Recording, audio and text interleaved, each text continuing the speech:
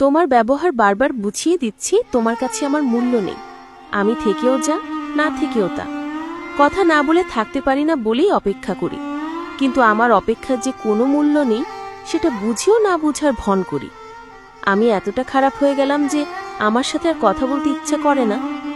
চিন্তা করো না, কথা বলতে বলতে যেমন অভ্যাস হয়ে গেছে, ঠিক তেমনি কথা না বলতে বলতেও একদিন অভ্যাস হয়েই যাবে।